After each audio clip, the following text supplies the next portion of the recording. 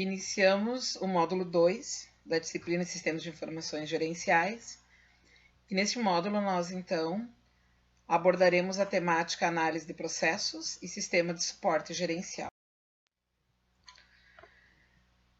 Em relação à análise dos processos, nós vamos estudar basicamente o MASP, o PDCA e o BPMN. Então, o que é o MASP? O MASP ele é fruto do trabalho de Vicente Falcone Campos, que é um autor que trabalha muito o controle da qualidade. E esse método de análise de sistemas e processos do Falcone, ele se divide em 8 etapas. Na primeira se identifica o problema, né, escolhendo o problema, o histórico dele, se mostra as perdas e ganhos, se faz uma análise, né, deste problema e nomeia então os responsáveis. Na etapa 2 é de observação.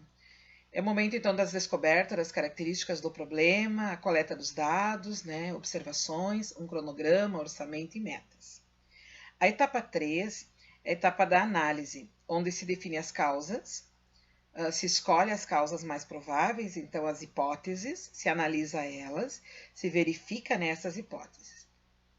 Na etapa 4, plano de ação, pode-se utilizar um 5W2H, onde são elaboradas as estratégias de ação, se elabora o plano de ação, o que fazer, como fazer, quando fazer, de que forma fazer.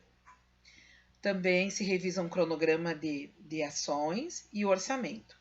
A etapa 5 é a ação, é a hora de executar a ação, onde se faz o treinamento, né, para esta melhoria. A etapa 6 é da verificação, onde se compara os resultados. Então, monitora, controla, faz a listagem, né, de causas e efeitos, se verifica, então, se há uma continuidade ou não do problema. Na etapa 7 é a padronização. Então, se define de que esta melhoria será implementada, se elabora, então, o seu padrão, se comunica a todos, se necessário, se faz o treinamento, né, a capacitação das pessoas, e se monitora, se acompanha, então, a utilização desse padrão. A etapa 8 do MASP é a etapa da conclusão, em que se relaciona, né, se ainda há problemas remanescentes, se planeja o que fazer com eles, e se faz uma reflexão se essa melhoria realmente aconteceu, né, se esse método deu certo e como ele aconteceu. O PDCA é uma forma, né, de planejar, desenvolver, controlar e avaliar uma melhoria.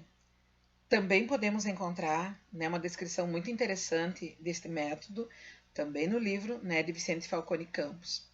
E ele traz assim algumas etapas. Então, dentro do P do planejar, ele traz, por meio de etapas e palavras-chave, como trabalhar os objetivos e como trabalhar os meios. Nas etapas de executar, verificar, né, e corrigir ou avaliar, primeiramente, também ele traz de que forma essas etapas podem ser desenvolvidas e quais seriam os pontos-chave de cada um. Então, sugiro que vocês façam uma leitura, compreendam como é este método, assim como é o MASP. No nosso material de síntese, também tem mais conteúdo para que vocês possam verificar o que tem dentro de cada uma dessas etapas. O BPMN, ele é um outro método, né? Uma metodologia que se utiliza mais de tecnologias, então aqui ela é mais informatizada, né? E ela possibilita, assim, que você consiga, por meio de projeções, e aqui são desenhos, e dá para utilizar o Visage. O Visage é uma metodologia que se adquire, né, sem custo nenhum, né, baixando esses aplicativos, esse Visage, e onde se desenha todo o processo, dentro de cada processo, as atividades que tem do início ao fim de um processo. Então, também é um método muito interessante para fazer análise de processos dentro de uma organização. Então, nós olhando para essa nossa empresa enquanto um sistema em que se desencadeiam diferentes processos, diferentes atividades, e aqui um exemplo, né? a nossa empresa, dentro de um macroambiente, ela tem o seu ambiente interno, onde nós temos entradas, processamentos de materiais, de recursos e saída, né, de produtos, de serviços, e são esses processos que carecem de análise. Então, uma das sugestões é que vocês conheçam melhor o MASP, o PDCA, o PPMN, como forma de analisar processo. Dentro da área de sistemas, nós precisamos decompor estas árvores. Então, se eu estou olhando um processo, que é o processo financeiro dentro da minha organização, então o processo financeiro, ele não acontece somente dentro da área funcional finanças. Ele inicia em outras áreas, né? Tem vários processos dentro, né, do financeiro, mas ele desencadeia também saídas para outras áreas. Então, isso vai ser uma das atividades do nosso trabalho deste módulo, que é fazer a decomposição. Aqui um exemplo, que dentro do financeiro, neste caso aqui, tem crédito e cobrança, né? E vamos abrir, então, dentro de um sistema, 2 subsistemas, agora abrindo ele um pouquinho mais dentro do crédito, um processo, análise e controle de crédito. Caso da cobrança, os processos que envolvem notas de débito, cobrança no jurídico, comissões. Então, é dentro desses sistemas e subsistemas que acontecem os processos e aqui dentro, então, se dá as atividades. Um outro exemplo é o marketing. Nós temos, dentro da área do marketing, vários processos que acontecem. Aqui, então, trazendo, né, 2 exemplos, um de promoção técnica e um de planejamento e controle de marketing. São 2 processos. E dentro dele, acontecem subprocessos e acontecem atividades, como, por exemplo, atendimento a clientes. Um outro, recursos humanos. Então, vamos pensar assim. A folha de pagamento, no momento em que ela está pronta, dentro do RH, todo esse documento, né, vai gerar guias, relatórios para a controladoria, para o financeiro da organização. Então, os processos, eles não se fixam, eles não acontecem somente dentro de uma área funcional. Eles perpassam as diferentes áreas funcionais de uma organização. Dentro dessas organizações, e aqui nós podemos pensar assim, uma organização pequena, mesmo que ela não tenha todo um sistema informatizado, mesmo que ela não tenha isso, algum tipo de sistema de apoio à decisão ela tem. Nem que seja um caderninho, uma planilha, um relatório, ela tem. Nós vamos olhar agora alguns sistemas de suporte gerencial que são informatizados, mas temos que ter em mente que sistemas de suporte gerencial não podem depender somente de tecnologia. Eles também podem existir para além da tecnologia. Então, nós vamos olhar um pouquinho alguns deles. Inicialmente, retomando o que é um sistema de informações. Então, o sistema de informações, né, ele processa o quê? Recursos humanos, materiais, tecnológicos, financeiros e gera a partir disso informações. Então, há toda uma coleta e processamento de dados, né, para gerar estas informações. Então, esse sistema de informações seria o processamento, né, de transformação de dados em informações.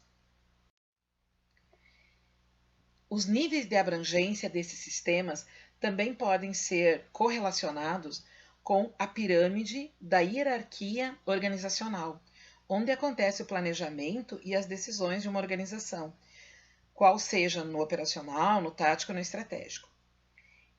E os níveis do sistema se correlacionam com essa pirâmide. Então, na base da pirâmide, nós temos o ERP. O ERP é um banco de dados. Sem ele, nós não teremos os outros sistemas de informações. Nós precisamos de um ERP onde estão coletadas todas as informações, todos os dados da nossa organização. No meio da pirâmide está, então, a área de planejamento e decisão tático. Da mesma forma, os sistemas de informação de suporte gerencial que estão nessa área atendem ao nível gerencial, dos gerentes da organização. E aqui entra o SAD, o SIG, os sistemas de logística, o CRM, que é da área do marketing. E aqui também nós temos os grupos, né? As caixinhas, o Data Mart e o Data Warehouse, que o Data Warehouse é um grande, né, armazém onde estão todos esses blocos, né, de informações. No topo da pirâmide estão os sistemas mais estratégicos, que normalmente são conhecidos como o BI, né, e o sistema de suporte ao executivo. Nós vamos dar uma olhadinha, então, um pouco neles, né, e a abrangência deles. O nosso foco nesta disciplina é o sistema de apoio à decisão e o sistema de informações gerenciais.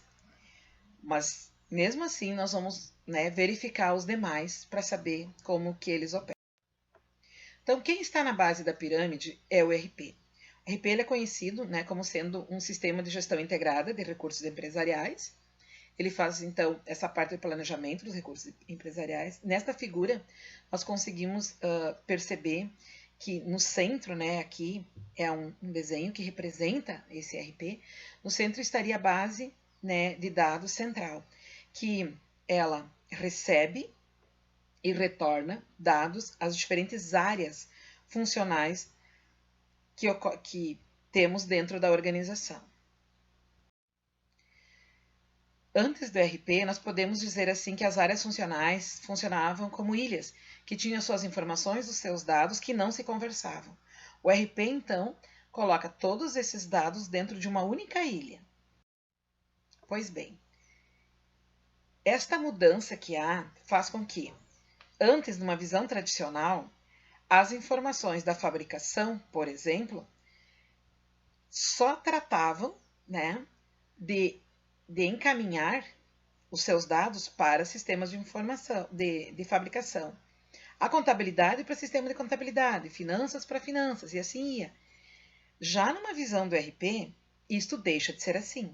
Na visão do RP, todas as áreas funcionais encaminham dados e informações para uma base central, que é o ERP.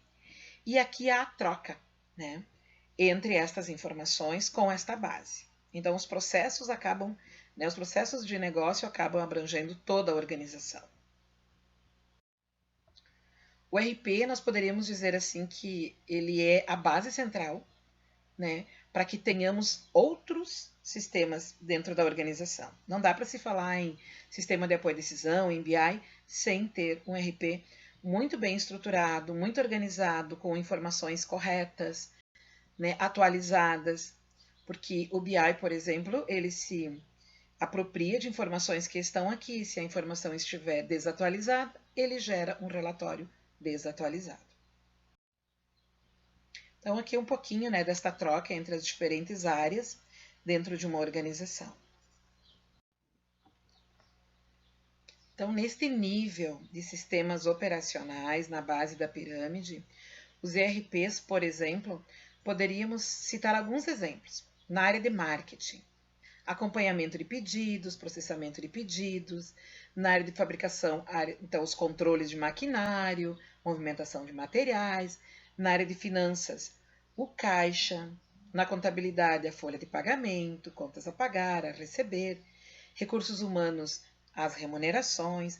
E nós podemos dizer assim, que neste nível das nossas informações, o ERP ele atua no nível operacional e os seus relatórios, suas informações se referem aos ciclos administrativos de controle e execução.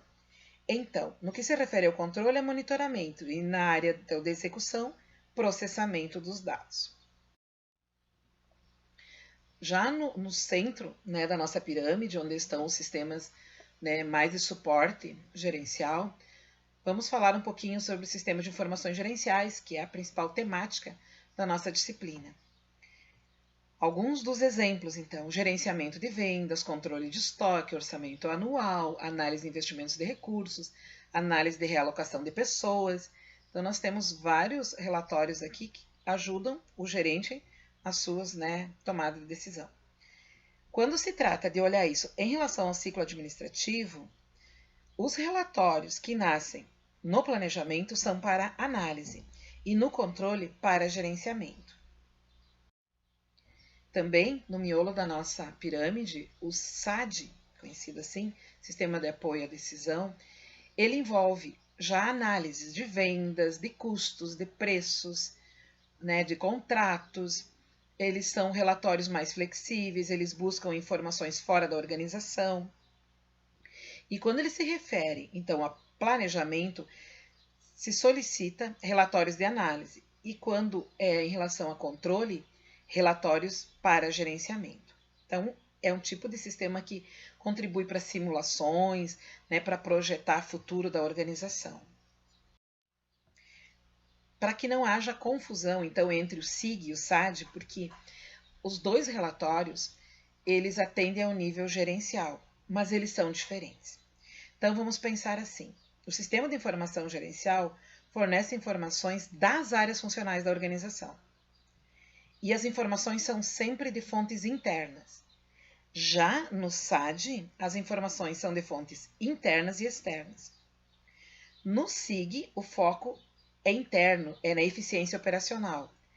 Já no SAD, é responder, é ter resultados, né? É para aquelas questões que não são rotineiras da organização.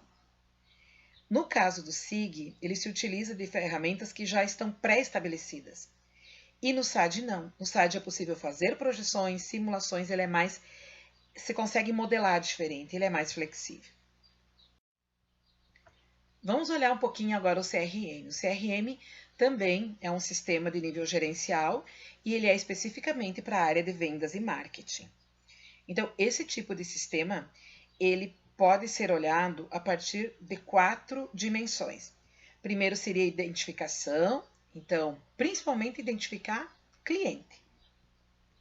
A outra dimensão é diferenciar, então, categorizar esses clientes, de acordo com o valor, potencial, região, né? Então, fazer categorias de clientes.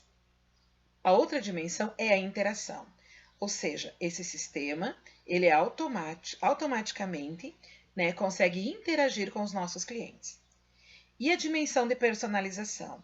Então, a partir das informações colhidas, consegue gerar produtos, oferecer produtos bem mais adequados aos clientes, a partir das suas diferentes categorias. Então, ele é um sistema muito utilizado na área bancária, né, na área, assim, de telemarketing. É um sistema bem interessante para conhecer melhor. Também vamos olhar um pouquinho 3 ferramentas que constituem assim, a nova geração de sistema de apoio à decisão, que é o Data Warehouse, muito conhecido como um grande armazém, né, um banco de dados, composto por diferentes datamarts. Esses datamarts são datamarts de áreas. Então, lá dentro nós temos datamarts financeiro, outro que é de marketing, outro que é de recursos humanos, de operações, de logística, e todas as informações estão ali. A outra ferramenta é online. Então, fora da organização, o gerente consegue fazer análises mais sofisticadas e dar um retorno mais imediato se ele está, por exemplo, atendendo um cliente fora do estabelecimento. Data mining é a forma de minerar, né? É a forma de analisar os perfis de compra, de comportamento dos clientes. Então, é uma ferramenta muito utilizada pelos sistemas de apoio à decisão. Então, aqui um pouquinho desse desenho, né? Quando nós falamos desse grande banco, que é o Data Warehouse, e dentro dele os Datamart, né, que fazem essas trocas, né, de informação e constituem esse grande armazém. Olhando agora, então, no topo da pirâmide, os sistemas mais estratégicos. E agora, então, o último, né, que é o BI, conhecido como inteligência dos negócios. Ele também se utiliza do ERP. Se não tiver o ERP, não existe um BI. A partir, então, deste ERP, o executivo consegue rapidamente ele mesmo elaborar o seu relatório. Os grandes benefícios é que consegue identificar e fazer gráfico de tendências de oportunidade, dá uma visão do todo da organização, porque busca todas as informações, se entende que tem melhores decisões estratégicas, vantagem competitiva. Por exemplo, aqui então, é um banco, né, no momento em que ele vai fazer a seleção, né, dos seus clientes VIPs, normalmente ele se utiliza de um BI. Podemos dizer assim que ele é um processo de análise, né, dos fatos, né, com as ferramentas e dados disponíveis que tem na organização, para que o executivo possa detectar tendências, tomar decisões de longo prazo, né, no momento em que ele realmente estiver precisando, sem esperar que alguém faça um relatório para ele. Ele envolve a utilização de produtos e soluções com tecnologia de ponta. A questão da armazenagem dos dados aqui é muito importante, então o ERP tem que ser muito potente. Quais seriam então os benefícios, né? Se entende assim que ele é mais rápido, ele é mais ágil, né, para a montagem de relatórios organizacionais. Normalmente os altos executivos ou presidentes das organizações, eles aprendem a usar o BI, utilizam o BI em qualquer lugar que eles estiverem para tomar decisões.